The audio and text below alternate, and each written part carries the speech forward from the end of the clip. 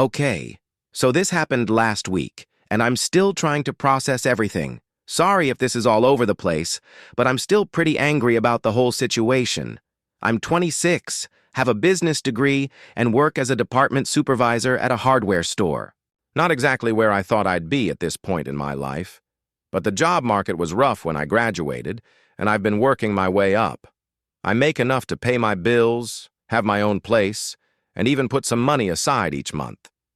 Not rolling in cash or anything, but I'm independent. My family has always been obsessed with status, like unhealthily obsessed. My dad owns a construction company. Mom doesn't work, but acts like managing their social life is a full-time job. My sister, 29, works in marketing, and my brother, 24, just started at some financial place after Dad pulled strings. Meanwhile, I'm the family disappointment because I work retail. They never miss a chance to remind me how I've wasted my potential or whatever. So I'm on lunch break last Wednesday, just eating my sandwich and scrolling through Reddit when my sister calls. This was weird because we barely talk unless it's a holiday or something. I figured maybe someone died or something serious happened, so I answered. My sister starts by telling me not to bother coming to Dad's birthday next month. When I asked, "Why?" she says, "Because I'm 26 and a complete failure, and they're telling everyone I'm in prison because it's easier than explaining why I still work at a hardware store." I literally sat there with my mouth open. Before I could even respond, my brother joins the call and starts piling on about how embarrassing I am and how Dad's business partners will be at the party. Then my mom grabs the phone from them. She tells me if I want to be part of the family again, I need to pay for the entire birthday party, $15,000. Otherwise, I don't exist to them anymore. I hear my dad yelling something in the background, and then Mom adds that they also need $30,000 for the mortgage, and I have 1 week to get it all. I told them there's no way I have that kind of money. Even if I did, why would I give it to them after how they're treating me? My sister laughs and says I should sell my car or rob a bank. They don't care how I get it.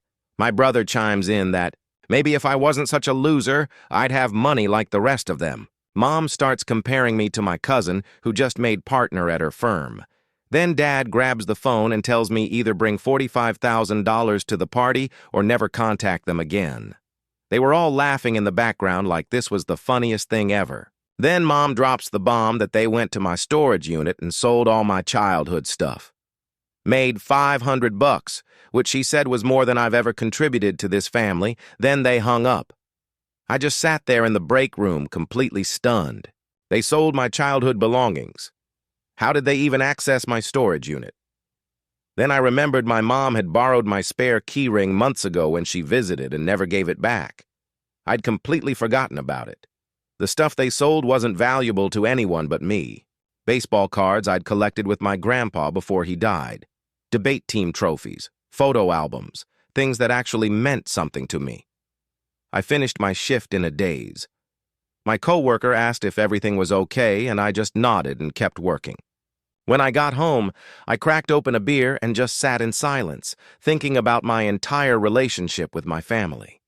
The more I thought about it, the more I realized this wasn't actually new behavior. They've always treated me like this, just never so blatantly. When I was a kid and brought home A-minuses, they'd ask why they weren't A-pluses.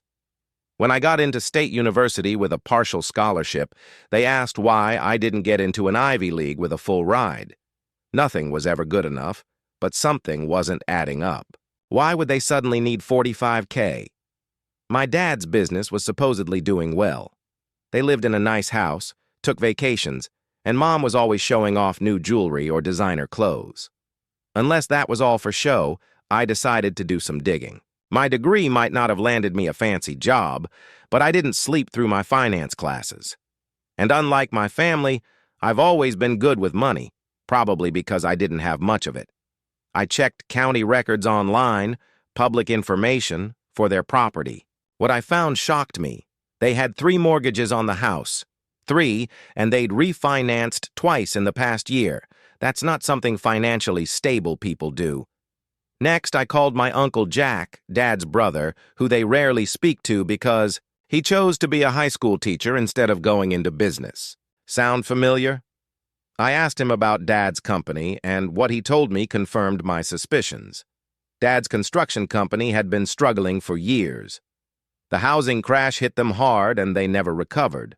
But instead of scaling back, my parents doubled down on appearing successful. Designer clothes, country club membership, luxury cars, all while drowning in debt. My brother's fancy finance job, entry-level position that barely covered his own expenses. My sister's executive role, she was on probation for underperformance.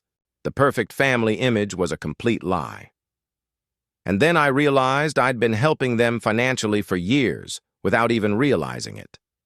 When Mom needed a small loan for a temporary cash flow issue, when Dad asked me to invest in his business, when my sister needed money for car repairs, I went through my bank statements. Over the past 3 years, I'd given them over $120,000 in loans that were never repaid from my failure salary. I'd been subsidizing their fake lifestyle while they mocked me. That night, I couldn't sleep. I just kept hearing them laugh on the phone, kept thinking about my childhood stuff being sold for practically nothing, kept feeling that burning rage in my chest. By morning, I knew exactly what I was going to do. They wanted money, they wanted status. Fine. I'd show them exactly what happens when you push the family disappointment too far. They have no idea what I'm capable of, and they're about to find out. 1 week later, they started calling me non-stop. I didn't answer, but I smiled each time the phone rang because my plan was already working. I'll post an update tomorrow about what I discovered and how I started my revenge. Still dealing with the fallout and their constant calls. Update 1. Thanks for all the comments on my last post. Has gotten even crazier since then, and I've been digging up more dirt than I expected. So, here's where things stand now. After I discovered my family had 3 mortgages on their house, I decided to keep digging. I took a day off work and dedicated it to investigating just how deep this financial rabbit hole went. First, I called my Aunt Megan, Mom's sister, who I've always been closer to than my immediate family. She wasn't surprised at all by what I told her. Turns out my parents have been borrowing money from basically everyone in the extended family for years. They hit up Aunt Megan for $8,000 last Christmas for a business opportunity that never materialized. They got $5,000 from my grandparents' retirement, fund for emergency medical expenses that my aunt is pretty sure never existed. The pattern was always the same. Urgent need, promise to pay back quickly, then radio silence or excuses when anyone asked about repayment. But the real eye-opener came when Aunt Megan told me they've been bad-mouthing me to the entire family. For years, saying I'm ungrateful, lazy, have a drinking problem. I don't. And that I constantly ask them for money, the exact opposite of reality. They've been painting themselves as these long-suffering parents dealing with a deadbeat son when they're the ones who've been bleeding me dry. Next, I drove to my Uncle Jack's house to talk in person. He showed me emails where my dad had asked him for money 5 times in the last year alone. Uncle Jack refused each time, which is probably why my parents never mentioned him at family gatherings. Uncle Jack also dropped another bomb. My dad's company is basically just him at this point. He had to let go all his employees last year because he couldn't make payroll. The office is just a virtual address he pays for to keep up appearances. All those business trips, just him driving around pretending to meet clients while actually looking for investors to bail him out. I asked Uncle Jack why my family is so obsessed with status and appearances. He explained it goes back to my grandparents who were actually wealthy, but lost everything in bad investments when my dad was in college. Instead of accepting the change, in circumstances, my dad became determined to appear successful at any cost. My mom, who came from actual money, bought into this completely. They've spent their entire marriage trying to keep up with a lifestyle they can't afford. By this point, I was like, holy no wonder they're desperate enough to try to shake me down for $45,000. They're probably being hounded by creditors and about to lose the house. Then I remembered something. I'm still on some of their accounts from back in college. They added me to help build my credit, but I haven't used those accounts in years. I logged in to check and my jaw literally dropped. They've been using my credit. There are cards in my name that I didn't even know existed. They've opened 5 credit cards using my information and maxed them all out. We're talking over $30,000 in debt that's technically in my name. My credit score is in the toilet, and I had no idea. I nearly put my fist through the wall. This explains why I got rejected for an apartment last year and had to go with my current place, which costs more. It explains why my car loan interest rate was so high. They've been up my financial future while calling me the failure. I immediately froze my credit and filed fraud alerts with all 3 credit bureaus. Then I contacted the credit card companies to report the fraud. The customer service rep at one of them told me this happens more than people think. Parents using their kids' social security numbers and information to open accounts. The rep asked if I wanted to press charges. That stopped me cold. Did I want to send my own parents to jail? Part of me absolutely did, but I decided to hold that card for now. It's a nuclear option I can always use later. Instead, I came up with a plan that would hit them where it really hurts, their precious social status. First step, I gathered all the evidence. Bank statements showing every loan they'd taken from me, screenshots of the fraudulent credit cards, records of the storage unit break-in and theft of my belongings, the county records showing their multiple mortgages. Second step, I withdrew every cent from our shared accounts before they could. It wasn't much, about $2,000, but it was my money that I'd earned, and they weren't getting another penny. Third step, I called the storage facility and explained the situation. They checked their security footage and confirmed my mom had used my key to access the unit. The manager was sympathetic and helped me file a police report for theft. I didn't name my parents specifically, just reported that items were stolen by someone who had unauthorized access to my key. Fourth step, I texted my siblings individually, not to confront them, but to check in and see what story my parents were spinning. My sister immediately launched into how they needed my help with family expenses and how selfish I was being. My brother was more blunt, saying I needed to man up and help the family now that Dad's business was temporarily struggling. Neither of them knew I'd cut off access to all the accounts yet. Neither of them knew I'd discovered the credit card fraud. They were still operating under the assumption that I was the family ATM who just needed more guilt to keep paying. Fifth step, I got in touch with my cousin Jennifer, the one my mom compared me to during that phone call, the supposedly super successful one who made partner. Turns out her firm is doing okay, but she's actually drowning in student loan debt and lives with 2 roommates. The partner position is at a small firm that barely pays the bills. She was shocked to hear my family was using her as the golden example, especially since my mom had asked to borrow money from her last month. I worked on my plan all weekend. My family called and texted nonstop, going from angry to pleading to threatening as the days passed. I didn't respond to any of it. I just kept gathering information and preparing. My aunt texted me that my mom was telling everyone I'd promised to pay for Dad's birthday party and then disappeared, making me look like the bad guy again. That's when I made my decision about what to do next. The next weekend was the country club's annual charity gala, the social event my parents based their entire year around. All their friends would be there, all their business connections, everyone they've been lying to about their finances and about me. Perfect timing. I called my Uncle Jack and Aunt Megan to meet me for coffee. When I laid out my plan, they both got quiet. Then Uncle Jack started laughing. He said it was about time someone called out my parents. Years of lies and manipulation. So that Sunday, I put on the only suit I own and headed to the country club. I wasn't on the guest list, of course, but Aunt Megan and Uncle Jack were, and they brought me as their +1. My parents didn't see me come in. They were too busy playing the part of the successful couple. Dad with his fake business stories and Mom showing off a new necklace she definitely couldn't afford. I walked straight up to them with Aunt Megan and Uncle Jack flanking me. The look on my parents' faces when they saw me. I'll never forget it. Pure panic. Dad grabbed my arm and tried to steer me toward the exit, whispering that this wasn't the time or place. I pulled away and told him it was exactly the time and place. Mom's face went from fake smile to murder in about 2 seconds. She hissed that I needed to leave before I embarrassed myself. I just smiled and said I wasn't the one who was about to be embarrassed. My brother and sister showed up then, both looking like they wanted to drag me out physically. My brother even shoved me and told me to get out. I shoved him right back and told him to try that again if he wanted to make a scene in front of everyone. That's when I pulled out my phone. I had everything ready to go. All the evidence, all the receipts, everything they'd done, not just to me, but to the whole family. I could see it in their eyes. They knew I had them cornered, and they knew I wasn't backing down. Their faces. Man, that was just the beginning of my revenge plan, and already it was worth it. I'll update again tomorrow with what happened next. This is getting long, and I need to head to work, but trust me, what happened at that country club was just the first step. The calls and texts I've been getting since then have been absolutely wild. Update 2. Sorry for the delay in updating.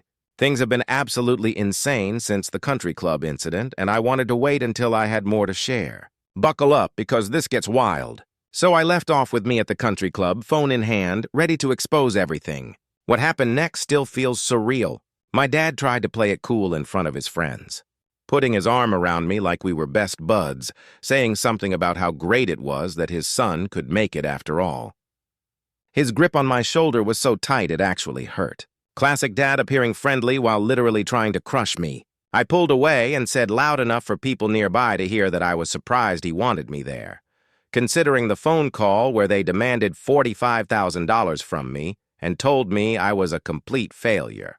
The fake smile on my dad's face froze. A couple people nearby definitely heard because they stopped talking and looked over. My mom stepped in laughing nervously and saying I had such a weird sense of humor, always making up crazy stories. That's when I opened the photo gallery on my phone and showed her the screenshot of my credit report with the 5 cards opened in my name. Asked her if that was a crazy story, too. She grabbed for my phone, but I pulled it back. My brother tried to physically drag me away, but Uncle Jack stepped between us. My sister was frantically texting someone, probably trying to create some emergency to end the evening early. I raised my voice just enough so that people at nearby tables could hear. I asked my parents if they wanted to explain to everyone why they sold my childhood possessions for $500 while simultaneously asking me for $45,000, or maybe they'd prefer to explain the credit card fraud. By this point, several of their friends were openly staring. My dad's business partner came over and asked what was going on. Dad tried to laugh it off, saying I was having some personal problems and making wild accusations. I looked the business partner straight in the eye and asked him if my dad had told him the company was down to just him at this point, with no employees. The guy's expression changed immediately. Seems like Dad had been keeping his partner in the dark, too. My mom started crying, but not like sad crying. The angry kind where you're trying to make the other person look like the bad guy. She said I was trying to ruin them because I was jealous of their success. I just laughed and held up my phone with the credit report again. Security eventually came over because we were causing a disturbance. As they escorted me out, I loudly asked my parents to make sure they explained to everyone how they'd been using my social security number to open credit cards. Several people took out their phones, probably checking their own accounts right then and there. The next morning, the real chaos began. My parents blew up my phone with texts and calls alternating between threats and begging. Dad said he'd sue me for defamation. Mom said I'd destroyed the family. My brother called me every name in the book. My sister sent a long text about how I didn't understand how things worked in the real world and how I just ruined any chance of reconciliation. I didn't respond to any of it. Instead, I took the next step in my plan. I contacted every single family member who my parents had borrowed money from, sharing the evidence I'd gathered about their financial situation. I explained that they had been systematically taking advantage of everyone while maintaining their fake wealthy lifestyle. I made it clear I wasn't asking them to take sides, just warning them not to lend my parents any more money. The response was eye-opening. Almost everyone had a story about my parents borrowing money with elaborate excuses. My grandparents had given them money for emergency medical bills for me, bills that never existed. They'd told my aunt her loan was for my sister's tuition when my sister had a full scholarship. They'd borrowed from cousins for business opportunities that were completely made up. Next, I called the country club's billing department, pretending I was helping my parents sort out their membership fees. The person I spoke with mentioned they were already 3 months behind on dues and about to have their membership suspended. I thanked them and hung up. No need to do anything there. Their own financial mess would take care of itself. Then came the hardest part. I went to the police station and formally filed fraud charges for the credit cards opened in my name. The officer taking the report asked several times if I was sure I wanted to press charges against my own parents. I hesitated for a minute, but then remembered them laughing about selling my childhood possessions, calling me a loser, and demanding I sell my car or rob a bank to give them money. Yeah, I was sure. I got a call from a detective 2 days later. They had spoken to my parents, who claimed I had authorized them to open the accounts. The detective asked if I had any proof that I hadn't given permission. I sent over the recorded phone call where they called me a failure and demanded money. Hardly the kind of conversation you'd have with someone whose credit you were authorized to use. The detective called back the next day. My parents had changed their story, now saying it was all a misunderstanding and they'd pay off the cards immediately. The detective warned them that paying off the cards didn't erase the fraud, but said it would be up to the DA whether to pursue charges. He told me to expect more communication attempts from my family. He wasn't kidding. The texts and calls got desperate. Mom started showing up at my apartment, banging on the door, causing such a scene that my neighbor threatened to call the cops. Dad somehow got my work schedule and tried to ambush me in the parking lot, but I saw him and drove away. My sister sent me a long email about how I was tearing the family apart over a few misunderstandings. My brother left a voicemail saying if I didn't drop the charges, I'd regret it for the rest of my life. The threats just made me more determined. I sent a detailed email to my dad's business partner outlining everything I knew about the company's actual situation. 2 days later, I heard from Uncle Jack that the partnership was dissolved. My cousin Jennifer called to tell me my parents had been bad-mouthing me to everyone who would listen, saying I was mentally unstable and making up lies about them. But after the evidence I'd shared with the family, no one was buying it anymore. The final straw came when my parents tried a new approach. Mom called from an unknown number, and I picked up without realizing it was her. She was suddenly sweet, saying they missed me and wanted to work things out. Dad got on and said they'd been under a lot of stress, made some bad decisions, but they loved me and wanted to make amends. For a split second, I almost fell for it. Then Dad said they'd pay back the credit card debt as soon as they got through this temporary cash flow problem if I could just help. With a small loan of $5,000, they were still trying to get money from me after everything. I told them I'd recorded the call.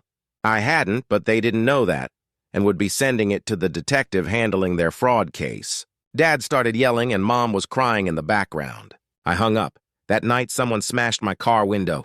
Nothing was stolen, and there was no proof it was them, but the timing was suspicious as hell. I filed a police report anyway and sent the case number to the detective handling the fraud case. The next day, I got a call from the credit card company. My parents had paid off one of the fraudulent cards by taking out another card in my brother's name. The company flagged it as suspicious activity since both payments came from the same IP address. I gave them my brother's contact info so they could inform him directly. 2 hours later, my brother called absolutely livid. Turns out my parents had opened 3 cards in his name without his knowledge. He had been defending them this whole time, and they were screwing him over, too. My sister was next. She found out Mom had been using her Social Security number for utility accounts for years. Every time my sister got denied for an apartment or loan due to past collection accounts, Mom had blamed it on identity theft from some hacker. It was Mom the whole time. The family facade was crumbling faster than I expected. My siblings, who had been my parents' attack dogs just days earlier, were now experiencing exactly what they dismissed when it happened to me. My brother texted asking if we could meet. I agreed to a public place, still wary after the car window incident. When I got to the coffee shop, he looked terrible. Hadn't shaved, dark circles under his eyes. He asked how long I'd known about everything. I showed him my evidence folder and watched his face as he scrolled through it all. For the first time in our adult lives, my brother looked at me not with contempt, but with respect. He admitted he'd been in denial about our parents for years, always believing their excuses because the alternative was too painful to accept. My parents have now stopped calling me directly. Instead, they're working through other family members trying to get messages to me. Apparently, they've been served with formal fraud charges. Their car was repossessed last week, and they're facing eviction from their house. The birthday party they demanded I pay for canceled. The country club membership terminated for non-payment. The fake, successful image they maintained for decades completely shattered. I should feel victorious, but mostly I just feel tired and maybe a little sad for the family I thought I had, but definitely not sorry for what I did. The last update is coming with the final confrontation and aftermath. My parents aren't going down without one last, desperate attempt to regain control, and it's even crazier than everything that's happened so far. Final update. So, this is probably the last update I'll post about this whole mess. A lot has happened in the past couple weeks, and I'm still processing everything TBH. After my brother found out our parents had opened credit cards in his name, too, things changed between us. We started texting regularly, and he kept me updated on what was happening with our parents. Their house was officially in pre-foreclosure, and they were scrambling to find somewhere to live. According to my brother, they were telling everyone it was all my fault, that I'd turned the family against them with lies and manipulation. Meanwhile, I was getting calls from the detective handling the fraud case. The DA had decided to pursue charges, but was offering my parents a deal if they paid back everything and completed some financial counseling program. My brother asked if I would drop the charges completely. I told him, no way. These people sold my childhood stuff, maxed out cards in my name, and literally called me a loser who should rob a bank to give them money. Why would I let that slide? The day after that conversation, I came home from work to find my parents sitting in their car outside my apartment. I almost drove away, but honestly, I was tired of running from them. I parked and walked over, keeping my distance, but close enough to talk. My dad got out first, looking nothing like the confident guy I remembered. His clothes were wrinkled. He hadn't shaved in days, and he seemed smaller somehow. Mom stayed in the car, but rolled down the window. Dad started with how disappointed they were in me, how I'd destroyed everything they'd worked for, how ungrateful I was after everything they'd done for me. The same old guilt trip, just delivered with less confidence. I laughed in his face, asked him exactly what they'd done for me lately except steal my identity, sell my belongings, and treat me like garbage. Dad's face got red, and he took a step toward me with his fist clenched. I didn't back up, just stared at him and said if he touched me, I'd add assault charges to the fraud. He stopped, but kept yelling about how I owed them for raising me, for putting a roof over my head, for feeding me. I said they did the bare legal minimum as parents, and that didn't entitle them to steal from me as an adult. Mom finally got out of the car and tried a different approach, saying they were sorry if I felt hurt by anything they'd done. But families help each other through tough times. I asked where that family support was when they were calling me a failure and demanding I sell my car or rob a bank to give them money. Mom tried to claim I was misremembering the conversation, that they were just upset and said things they didn't mean. That's when I pulled out my phone and played the recording I'd made of our original phone call. Yeah, I actually had recorded it. I started doing that with all their calls after they'd pulled shady in the past and then denied it. Hearing their own voices saying those things shut them up fast. Dad's face went from red to white. Mom started crying, but not the manipulative kind from before. Real tears this time. Dad tried one last angle. He said they were about to be homeless, that they had nowhere to go, that they'd lose everything. Then came the kicker. He asked if they could stay with me until they got back on their feet. I actually laughed out loud. The audacity of these people is unreal. I told them they had plenty of options. They could sell their luxury cars, designer clothes, and jewelry. They could get actual jobs instead of pretending to run a successful business. They could downsize to an apartment they could afford instead of a house they couldn't.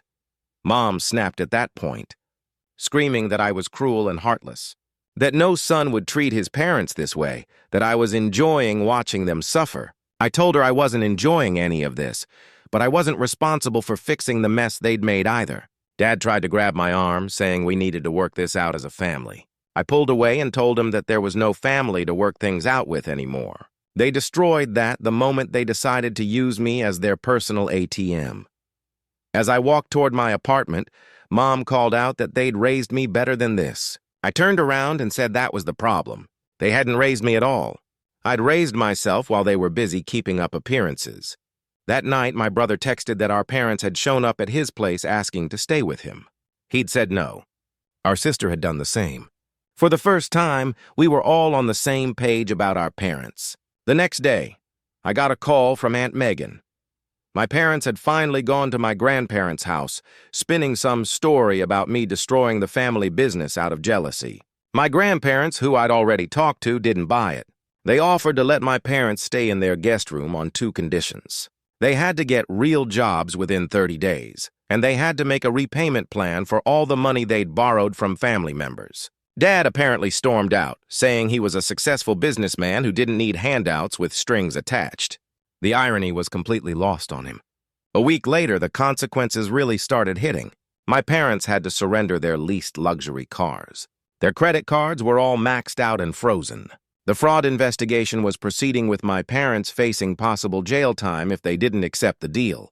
My brother kept me updated on their downward spiral. They ended up renting a small apartment in a part of town they would have looked down on before. Dad had to take a job working for one of his former competitors. Mom got a part-time retail job, which she complained about constantly on Facebook, talking about how demeaning it was to work entry-level at her age. The final confrontation came at my grandparents' house during a family dinner. I hadn't planned to go, but my grandfather specifically asked me to come, saying he wanted the family to move past this. When I arrived, my parents were already there. The tension was so thick you could cut it with a knife. Nobody knew what to say at first. We all just sat there awkwardly until my grandfather finally spoke up. He said our family had been broken for a long time, not just because of the recent events, but because of the values that had been prioritized. Appearance over substance, status over character, money over relationships. He said he and my grandmother had enabled it by bailing my parents out repeatedly, and they were sorry for that. My parents sat silently staring at their plates. For once, they had no audience to perform for, no lies to tell, no image to maintain. They were just two people who'd spent decades living beyond their means and using others to fund their fantasy. Then my grandmother did something unexpected. She asked everyone to empty their pockets and purses onto the table. One by one we did. Phones, wallets, keys. When it was my parents' turn, they hesitated, but eventually complied. Among my mom's things was a small photo worn and creased from being carried around. It was me at my high school graduation. On the back, she'd written, Tristan, National Honor Society debate team captain, full scholarship. I hadn't seen that photo in years. Didn't even know she carried it. For a brief moment, I felt a pang of something. Not forgiveness, but maybe the recognition that beneath all the status-seeking and materialism, there was something real there, something they'd lost sight of long ago. My grandfather asked if anyone had anything to say. My dad finally spoke, not looking at me but at his own father. He said he'd spent his whole life trying to be successful, trying to prove himself after they lost everything when he was in college. He'd wanted his kids to have security, to never know what it felt like to have everything taken away. I pointed out that in trying to protect us from financial insecurity, he'd created emotional insecurity instead. Nothing was ever good enough. No achievement ever measured up because it was all about money and status, never about who we actually were as people. For once, my dad didn't argue. He just nodded slightly, still not looking at me. My mom tried to reach for my hand across the table. I pulled back. She asked if there was any way we could start over, be a family again. I told her I didn't think so. Not after everything that had happened. Some things can't be fixed with an apology or a family dinner. I told them I didn't hate them, but I also didn't trust them and probably never would again. I said I wouldn't be pursuing additional charges as long as they stuck to the repayment plan for the credit cards, but that didn't mean I wanted a relationship. The dinner ended with no real resolution, which felt right somehow. Real life doesn't wrap up neatly like a TV show. In the weeks since then, things have changed a lot.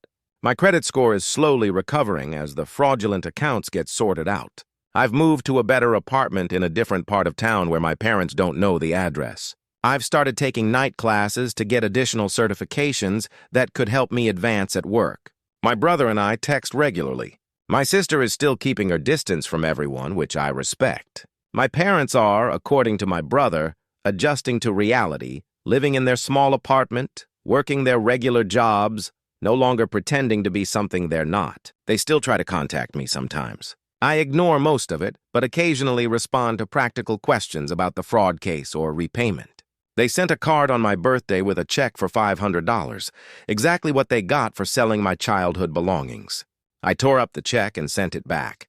Last week I went to a storage auction and bought someone's abandoned unit. Inside was a box of old trophies, photos, and mementos that reminded me of what was sold from my unit. I kept a few things that spoke to me and donated the rest. Somehow it felt healing to rescue someone else's memories, even if I couldn't get my own back. I don't know if I'll ever have a real relationship with my parents again. Right now, I don't want one. Maybe that will change with time. Maybe it won't. What I do know is that I'm done letting them define my worth. Done feeling like I need to earn their approval. Done being the family ATM. My revenge wasn't about making them suffer. It was about forcing them to face reality after decades of lies. In the end, the truth was the most powerful weapon I had. I'm still the same guy with the same job, same apartment, well, a better one now, same life. The difference is that now I know my worth isn't tied to any of that. And that's something my parents, for all their focus on status and success, never figured out. Welcome to Hidden Lies, where we uncover the shocking truths behind everyday stories. If you enjoyed this, hit that subscribe button and turn on notifications so you never miss an update.